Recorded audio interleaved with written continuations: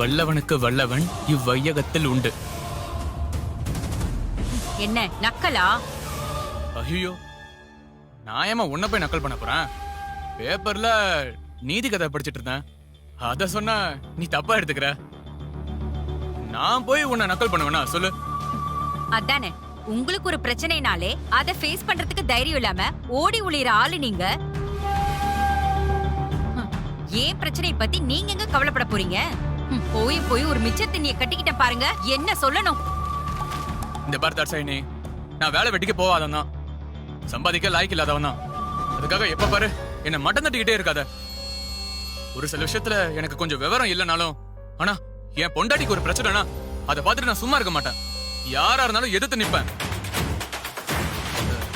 இன்னொரு மருமக வந்துட்டா இந்த வீட்டுல உன் மவுசு குறைஞ்சிருமோன்ட்டு சொந்த தம்பியோட கல்யாணத்தையே உன் கூட சேர்ந்துட்டு நான் கெடுத்து விட பிளான் பண்ணிட்டு இருக்கேன்.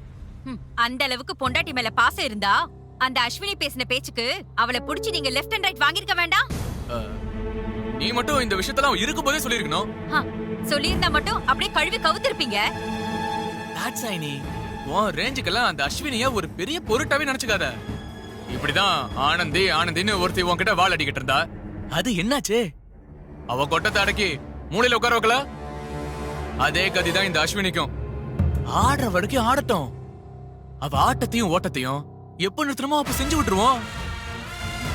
அப்படி இல்லீங்க, அந்த ஆனந்தியோட கதை வேற, இந்த அஸ்வினியோட கதை வேற. ஆனந்தி ஒரு அப்பாவி, ஆனா இவ வில்லாதி வில்லியால இருக்கா. என்ன ஒரு நெஞ்செழுத்த இருந்தா என்கிட்டயே வந்து திமிரா பேசுவா. முடிஞ்சா இந்த கல்யாணத்தை நிறுத்தி பாருன்னு சவால்ல விட்டுட்டு போயிருக்கா. அவ என்ன வேணா பேசிட்டு போட்டோம், அந்த ஆண்டவன் நம்ம பக்கம் இருக்கான். தாட்சாயினி, ஆனந்திக்கும் வருணுக்குமான கல்யாணத்தை எப்படிரா நிறுத்த போறோம்னு போராடிட்டு இருந்த நேரத்துல ஏன் எதுக்குன்னே தெரியாம அதுவாவே அந்த கல்யாணம் நின்னு போலியா? அப்படி ஒரு விதிய கடவுள் நமக்கு இந்த கல்யாணத்திலே அமைச்சு கொடுப்பாரு பாரு. அது வரைக்கும் கொஞ்சம் பொறுமையா இரு தாட்சாயினி. இந்த தடவை நான் விதிய நம்ப தயாரா இல்லைங்க. என்னோட மதிய நம்பி இந்த கல்யாணத்தை நிறுத்தி காட்டுறேன். என்ன தாட்சாயினி சொல்ற? இத்தனை நாளா யாருக்கும் சந்தேகம் வராத மாதிரி கூட்டத்துல ஒரு கருப்படா இருந்து வேலை பார்த்துட்டு இருந்தோம். ஆனா இப்போ நாம தான் அந்த கருப்பாடுங்கிறது அஸ்வினிக்கு தெரிஞ்சு போச்சு. அதனால இனிமே வழக்கம் போல பிளான் பண்ணாம கொஞ்சம் சாமர்த்தியமா பிளான் பண்ணணும். பண்றேன்.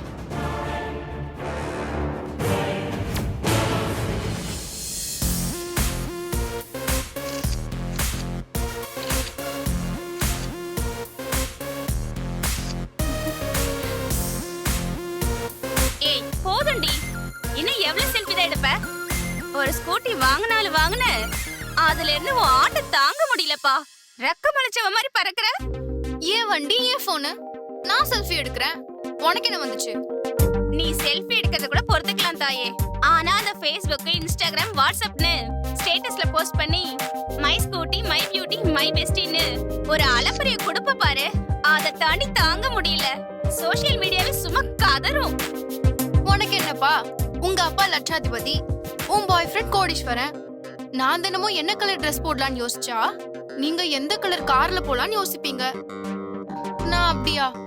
வாங்கின ஸ்கூட்டிக்கே இஎம்ஐ கட்ட முடியாத அக்காவோட என் வாழ்க்கைய ஓட்டிட்டு இருக்கேன். உன்ன மாதிரி பிக் ஷாட்ஸ்க்குலாம் என்ன பார்த்தா கிண்டலா தான் தெரியும். அதுக்காக காலம் பூரா இப்படி இருந்துருவேன் நினைக்காத. கூடிய சீக்கிரமே நானும் காரு பங்களான்னு சம்பாரிச்சு வாங்கிடுவியா என்ன? சேச்சா, எவனாவது சம்பாதிச்சு வாங்கி வச்சிருப்பான், அவன பாய் ஃப்ரெண்ட் ஆக்கிட்டு நம்ம லைஃப் என்ஜாய் பண்ண வேண்டியதுதான். ஹரி பாவி. ஆமா, எப்படியாவது ஒரு கோடீஸ்வர வீட்டு பையனை பார்த்து லவ் பண்ணி கல்யாணமும் பண்ணி ஒரு ஹைஃபையான லைஃப் வாழறதுதான் என்னோட லட்சியமே. ஸ்கூட்டி வாங்கணும்னு நினைச்சா வாங்கிட்டேன். அதே மாதிரி இதுவும் ஒரு நாள் நடக்கும். Fingers crossed. ஏங்க, இங்க ஒருத்தி எல்லா வேலையும் இழுத்து போட்டு செஞ்சுக்கிட்டு இருக்கேன், நீங்க என்ன ஹாயா இருக்கீங்க? மாப்பிள்ளை பொண்ணுக்கு மாலை வாங்கணும்னு சொன்னேனே, வாங்கிட்டீங்களா? கடைசி நேரத்துல அது இல்ல இது இல்லன்னு சொன்னா அப்புறம் அத்தை கோவிச்சுக்குவாங்க, பாத்துக்கோங்க. என்ன பாக்குறீங்க? இல்ல தாட்சாயினி, நேத்து பேசுறப்ப இந்த நிச்சயதார்த்தம் நடக்காது, நடக்கவும் விட மாட்டேன்னு சபதம்லாம் போட்டுட்டு இருந்த. இப்ப என்னடானா வேலைக்காரியவே மிஞ்சுற அளவுக்கு எல்லா வேலையும் இழுத்து போட்டு செஞ்சுட்டு இருக்க. என்ன இதெல்லாம்? ஹம், என்ன கல்யாணம் பண்ணி இத்தனை வருஷம் குடும்பம் நடத்தியும் உங்களால என்ன புரிஞ்சுக்க முடியலல்ல? என்னத்த புரிஞ்சுக்கிறது? இன்னும் கொஞ்ச நேரம் தான் இருக்கு. அதுக்குள்ள உன்னால என்ன பண்ண முடியும்னு நினைச்சிட்டு இருக்க? இந்த தாக்ஷாயினி இந்தியன் கிரிக்கெட் டீம் மாதிரி ஈஸியா ஜெயிக்க வேண்டிய போட்டியை கூட தோக்குற மாதிரி போய் யாரும் எதிர்பார்க்காத நேரத்துல ஜெயிச்சு காட்டுவா. இங்க நிச்சயதார்த்தம் நடக்கிறதுக்கான எல்லா ஏற்பாடும் நடக்கும்.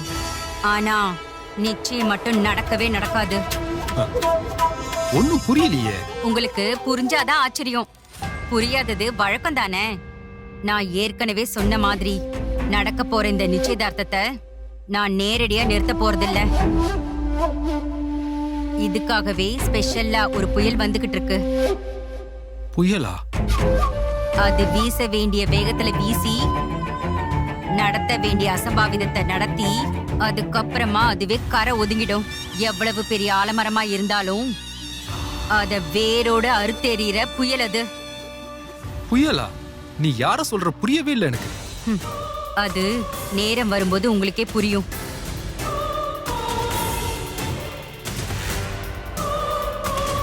அத்தை வந்துட்டாங்க.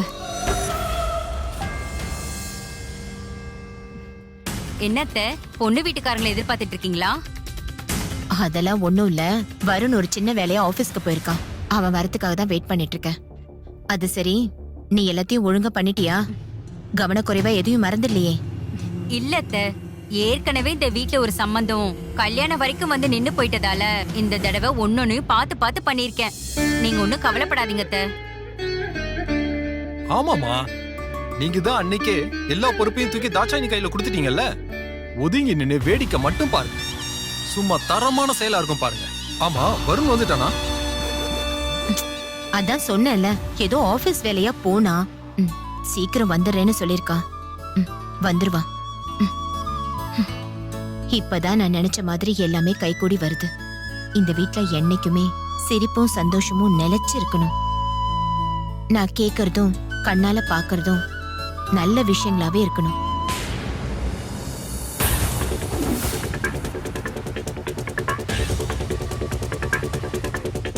இந்த திரைப்படத்தை முழுமையாக கண்டு மகிழ உடனே டவுன்லோட் செய்யுங்கள் Raj digital TV OTT app. வருடத்திற்கு வெறும் 299 ரூபாய் மட்டும்.